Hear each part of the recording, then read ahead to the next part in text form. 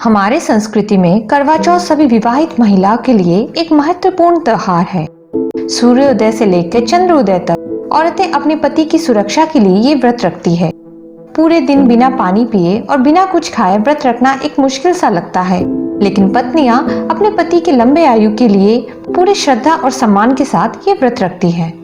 कार्तिक मास के कृष्ण पक्ष की चतुर्थी को ये पर्व मनाए जाने की परंपरा है। ये व्रत सुबह सूर्योदय से पहले शुरू होता है और शाम को चांद निकलते तक रखा जाता है। यह करवे का अर्थ है मिट्टी का बर्तन और चौथ का अर्थ है चतुर्थी। रात को चंद्र उदय के बाद उसी मिट्टी के बर्तन का उपयोग करके चंद्रमा को अर्घ्य अर्पित किया जाता है। हिंदू ग्रंथ में करवा चौथ से जुड़ी हुई काफी कहानियां हैं, पर उनमें से जो सबसे प्रसिद्ध है वो है वीरावती और द्रौपदी की कहानी। बहुत समय पहले इंद्रप्रस्थपुर शहर में वेद शर्मा नाम का एक ब्राह्मण रहता था। वेद शर्मा की शादी लीलावती से हुई थी और उनके 7 पुत्र और 1 पुत्री थी। घर की एकमात्र पुत्री होने के कारण वो न ही केवल अपने माता पिता बल्कि अपने भाइयों की भी लाडली थी। वीरावती जब विवाह योग्य हो गई तो उसकी शादी एक योग्य ब्राह्मण लड़के से कर दी गई।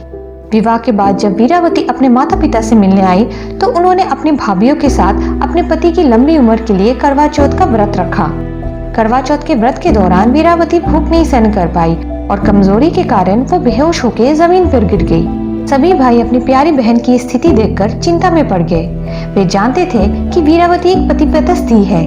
वो जब तक चंद्रमा को देखकर उनकी पूजा नहीं करती तब तक भोजन नहीं करेगी, चाहे इसके लिए उसकी प्राण ही न क्यों चली जाए। बहन का व्रत तोड़ने के लिए सभी भाइयों को एक युक्ति सूझी। उनमें से एक भाई ने पहाड़ी में आग लगाई और अपने बहन को चांद निकल गया बताया। वीरावती जो भूख से तड़प रही थी उसने उस आग को चंद्रदेव समझ लिया और उनकी पूजा कर व्रत तोड़ने लगी। जब वीरावती ने भोजन करना शुरू किया तो उसे सभी प्रकार के अपशगुन दिखने लगे। वह पहला टुकड़ा मुंह में डालते ही उसमें से बाल निकल आता है, दूसरा टुकड़ा मुंह में डालते ही उसे छींक आ जाती है और जैसे ही तीसरा टुकड़ा मुंह में डालने की कोशिश करती है तो उसी वक्त उसके पति की मृत्यु का समाचार उसे मिलता है। अपने ससुराल पहुंचकर अपने पति की मृत शरीर को देखकर वीरावती रोने लगी और करवा चौथ के व्रत के दौरान कुछ गलत करने के लिए खुद को दोषी ठहराया और विलाप करने लगी। उसकी विलाप सुनकर देवराज इंद्र की पत्नी देवी इंद्राणी वीरावती को सांत्वना देने पहुंची।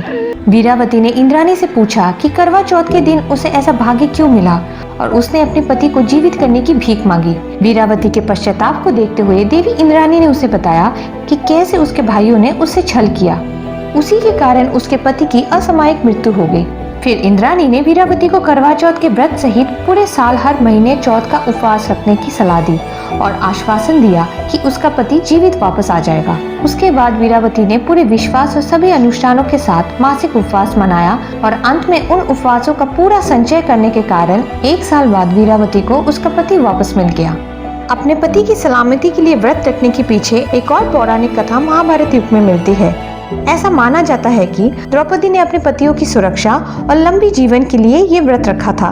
एक बार जब अर्जुन नीलगिरी पर्वत में तपस्या करने गए थे तब बाकी के पांडवों ने उनकी अनुपस्थिति में कई कठिनाइयों का सामना किया। जब द्रौपदी ने श्री कृष्ण को उनकी मदद के लिए याद किया तब श्री कृष्ण ने द्रौपदी से कहा कि इसी तरह की स्थिति पहले भी थी जब देवी पार्वती ने भगवान शंकर के लिए ये व्रत रखा था। इससे प्रेरित होकर द्रौपदी ने भी अपने पतियों के लिए सभी अनुष्ठानों के साथ करवा चौथ का व्रत रखा था और परिणाम स्वरूप पांडव अपनी समस्याओं का सामना करने और उन्हें दूर करने में सक्षम होते हैं। करवा चौथ की तैयारी एक दिन पहले से शुरू हो जाती है, जिसको सरगी कहा जाता है। सरगी में मिट्टी का बर्तन शामिल होता है, जिसमें उपवास करने से पहले सुबह खाया जाने वाला भोजन शामिल है। इस भोजन का सेवन सुबह सूर्योदय से पहले करना पड़ता है, जिसमें फल, मठरी शामिल है और कुछ नमकीन चीजों के साथ दूध और मिठाइयाँ भी शामिल होती है। उसी के साथ काजू, किशमिश और बादाम भी खाया जाता है। शाम के समय तैयार होकर सभी महिलाएं इकट्ठे होते हैं जहाँ पर पूजा होती है। वहाँ माँ पार्वती की एक सुंदर मूर्ति को सजाया जाता है। फिर एक पंडित वहाँ पर करवा चौथ की कहानी सुनाता है। जब चंद्रदेव आकाश में आते हैं तब ये व्रत तोड़ने का समय होता है। फिर उसी थाली में दिया और करवे के साथ पूजा की सामग्री रखती है और फिर छत या ऐसी किसी जगह पे जाती है जहाँ से चंद्रमा को स्पष्ट रूप से देखा जाए। फिर सबसे पहले वह छलनी के माध्यम से चंद्रमा को देखते हैं।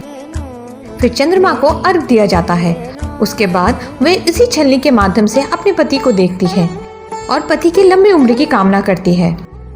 फिर सभी पत्नी अपनी पत्नियों को अपने हाथ से पानी का घूंट पिलाते हैं और उनका व्रत तोड़ते हैं। तो दर्शकों, ये था आज का प्रसंग। हम आशा करते हैं कि आपको हमारी ये वीडियो अच्छी लगे। वीडियो अच्छा लगा तो लाइक जरूर करें और सब्सक्राइब करें हमारे चैनल को। साथ ही में बेल आइकन को हिट करना ना भूलें। धन्यवाद।